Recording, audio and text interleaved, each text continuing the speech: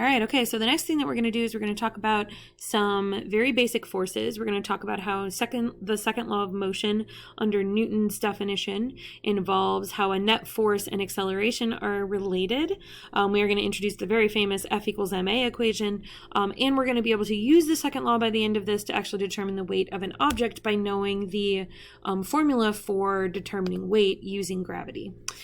So Newton's second law of motion is going to take the first law of motion and say that there is a mathematical relationship between the force that changes motion and acceleration and mass. And so we're going to look at how this one is more quantitative and how this one is going to involve any situation that has an actual force. So when we say change in motion, I do want to remind you that change in velocity results in an acceleration, and any change in motion, whether it be direction or velocity, is related to acceleration. So Newton's first law says that the only thing that can cause a change in motion is a net external force.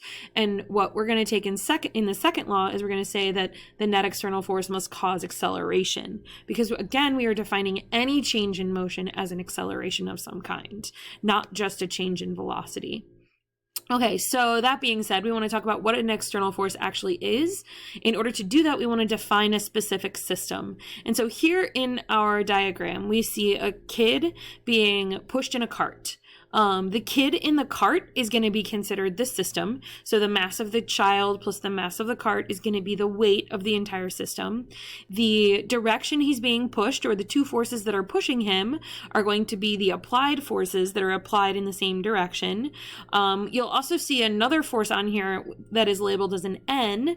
N is referred to as the normal force and acts in the opposite direction of weight. And we will talk more about the normal force later on in this chapter, but for now, I just want to show you your first very intense free body diagram. You'll also see that there's a force pointing opposite of the direction of the kid's acceleration, which you do not see in the free body diagram, and that force is the friction force. So we see in this the forces that are at play. We see the weight force that pulls the wagon and the child down. We see the normal force, which always points opposite of the weight force or the point of contact with the surface.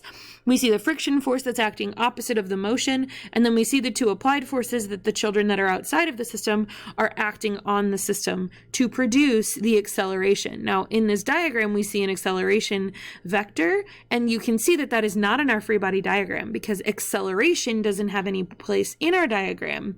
Instead, we can talk about what the acceleration should be by looking at sums of forces and directions. So, in this particular case, the only forces that are acting on the system are the ones that are external to the system. In other words, we don't care about how the child's digestive system is moving. We don't care how fast his blood is pumping. We just define him and the wagon as a part of a system, as the system as a whole. And then we look at what happens on the outside of that particular system. Now, the weight vector is actually outside of that particular system because the weight vector exists when an object is in contact with a surface. So, that being said, we're trying to get to this place where we can draw these free body diagrams, okay?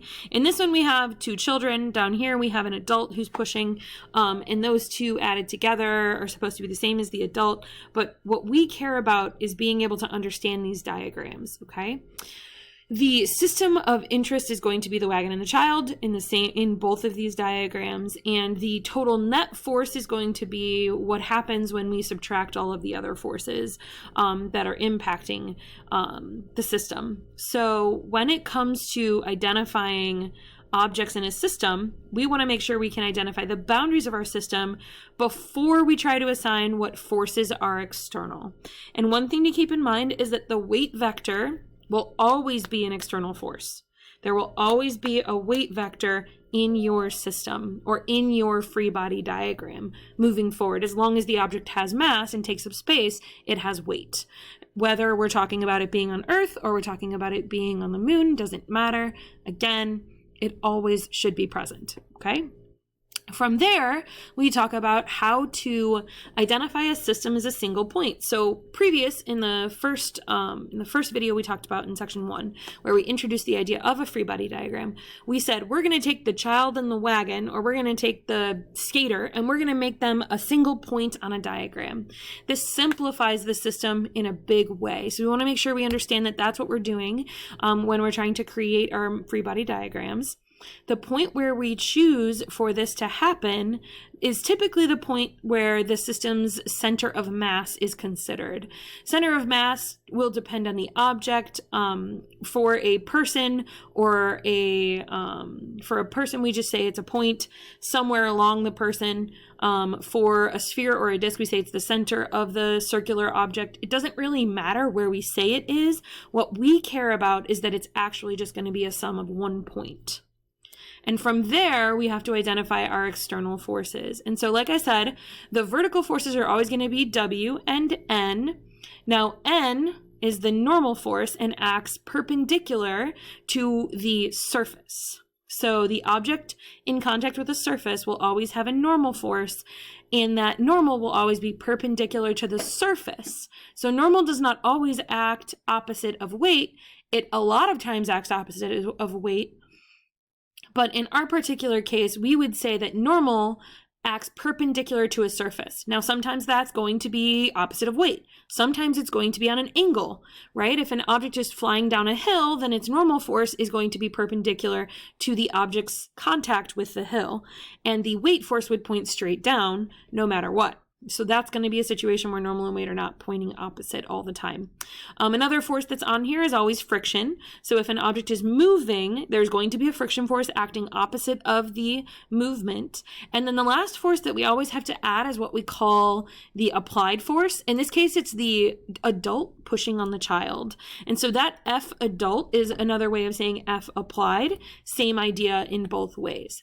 For Newton's second law, then, we can say that the acceleration must be directly proportional to the net force that an object is experiencing. And for now, this just means that acceleration and net force are proportional, meaning as one goes up, the other goes up, as one goes down, the other goes down. But that's not the whole picture. Remember that mass is a big deal here.